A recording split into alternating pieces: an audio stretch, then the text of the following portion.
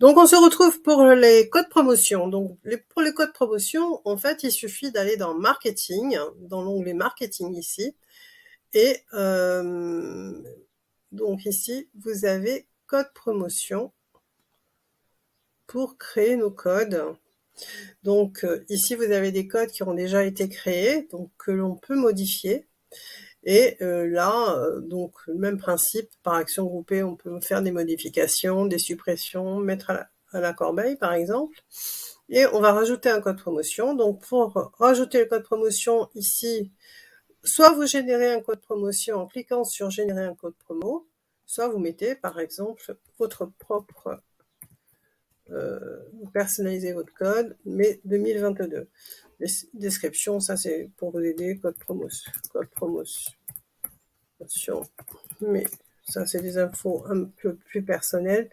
Donc remise en pourcentage sur panier fixe, remise sur produit fixe, remise en pourcentage par exemple, on va dire qu'on met 15% de réduction. Et est-ce qu'on autorise par exemple l'expédition gratuite? Donc il faut bien relire. Et la validité du code, donc on va la mettre au dernier jour du mois de mai. Ensuite, donc restriction d'usage, dépenses minimales, par exemple, on va mettre minimum 20 €, maximum, on va mettre de dépenses maximum. Utilisation individuelle uniquement, on peut cocher cette case, par exemple, si on veut pas qu'il y ait d'autres codes promotion qui soient utilisés, pour pas utiliser plein de codes, du coup, voilà, donc c'est juste un code par commande. Exclure les articles en promo, non.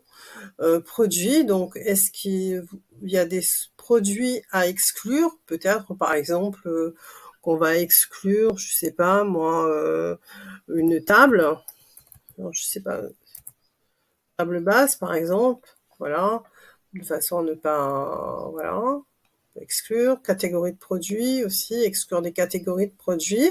Limite d'utilisation, donc là c'était intéressant, limite d'utilisation illimitée, non, en fait, utilisation une fois, on peut utiliser une fois le code.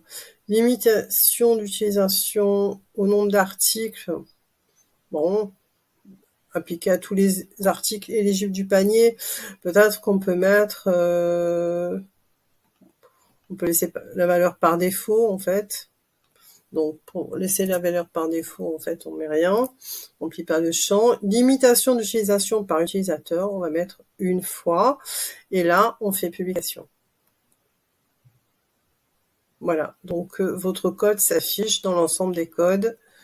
Mai 2022, il est ici. Voilà.